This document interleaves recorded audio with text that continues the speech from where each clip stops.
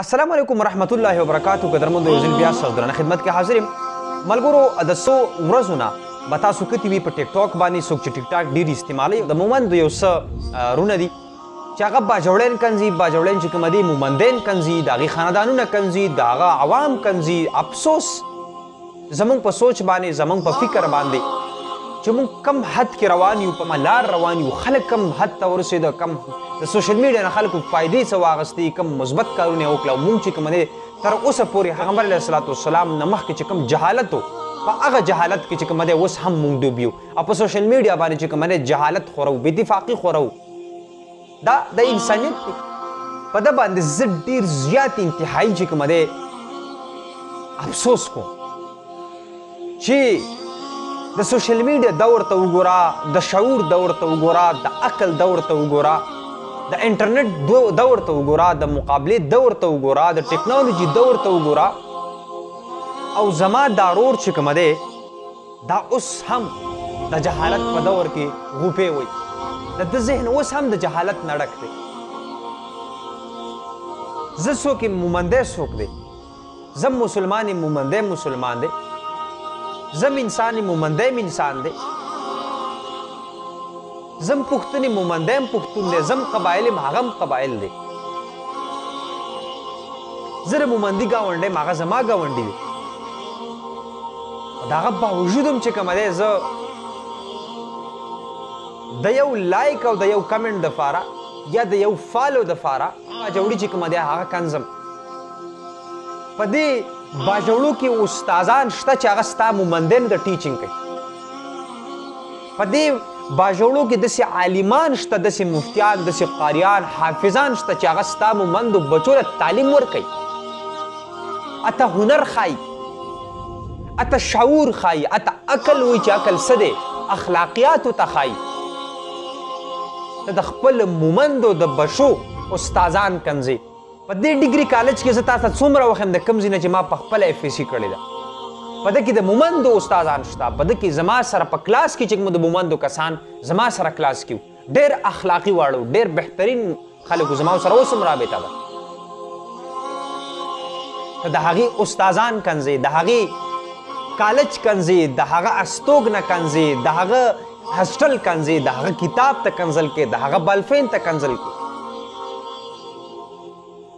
او د هغې سره سره ته د دې عالمانو ته کنځل کې د مفتیانو ته کنځل کې چېره تاسو موږ له دا کړي دي موږ رونه یو یو ورور باندې سخته راشي بل به اوږه ښکته کوي خو د هغې دا مطلب نه دی چې څوک به ستا غلامي کوي. دا د هغه اخلاقیات دي دا د هغه احسان دی چې تا ته ومنه. په بله ورځ مومندو صافي کې چې کله غر را پرېوتو ما پکې پخپله ریکارډینګ کړی ما پخپله هلته کې ویډیو کړې وه زه پخپله ډېر زیات پریشان وم په هغه باندې څومره مسلمانان څومره د مومندو بچي د هغه سره د نور ضلعو بچي چې کوم شهیدان شو دا څوک خفه و دا باجوړی پې خفه و دا مومندی پې خفه و د هغه سره سره پېښوری پې خفه و دیروژی پې خفه و ټولو د هغه دپاره دعا کوله د هغه دپاره یې اوښکې توی کړي دي د هغه زړه ته پې درد رسېدلی و. خو زه افسوس کوم چې د ځوان اخر اخلاقیات پیژني که نه پیژني ده د چا اخلاقیات خوستلي که نه دي خوستلي. خو دا یاد ساتئ چې کومو ملګرو دا په دغه کنځلو باندې لایک کړی دی چې کوم د 18 کروڑ عوامو او د عالمانو د مفتیانو د استادانو او د قلم او د کتاب ته یې کنځل کړي دي نو دا په هغه کې شامل دی دغه لایک والا چا چې فالو کړی دی دا په دا کې شامل دی. ده تپوس خو به تاسو نه قیامت په ورځ هم کېږي چې دا لایک تاسو ته وښیي په هغه جهان کې خو لږ دنیا په حوالې سره د ده نقصانات چې کوم دي تاسو زه ښایم د آخرت نه خو زموږ یره هم نشته د ده فایده څه ده او نقصان یې څه دی اوس موږ ته فایده خو یې د سره شته نه ده چې دا کومه خبره کړې ده او چا چې فالو کړی که زر دي که 2000 دي که لک دي د دې ټولو ذهنونو ترجماني چې کومه ده دا کوي چا چې لایک کړی دی د هغه ذهن دغه شان ګنده دی څنګه چې دا هلک ګنده خبرې کوي چا چې فالو کړی د هغه ذهن دغه شان ګنده دی چا چې لایک کړی د هغه ذهن چې کوم دی هغه دغه شان د نفرت نه ډک دی چا چې فالو کړی د هغه ذهن دغه شان د نفرت نه ډک دی چا چې لایک کړی دی چا چې سپورټ کړی د هغه ذهن بلکې د دې سره سره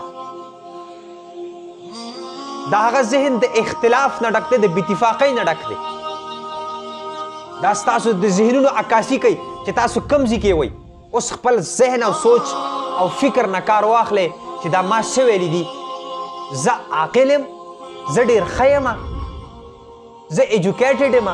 زه تعلیم یافته یم زه مسلمان یم زه انسان یم او زه پښتون یم ته به اوس هم ځان ته دا وایي د دې هر څه نه ته خالي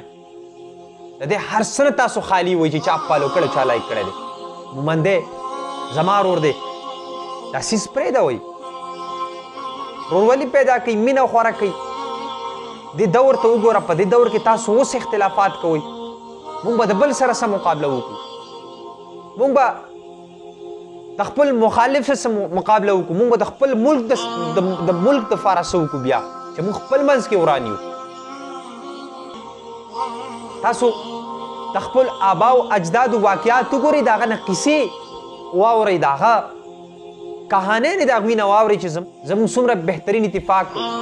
زموږ څومره مینه ورورولي وه او ته وایې چې د خپل آبا او اجداد نه تپوس وکړه د خپلو نیکونو او مشرانو نه تاسو څه کړي دي ته ترې تپوس وکړه ته کتاب وګوره تاریخ وګوره چې څه تا ته پته نشته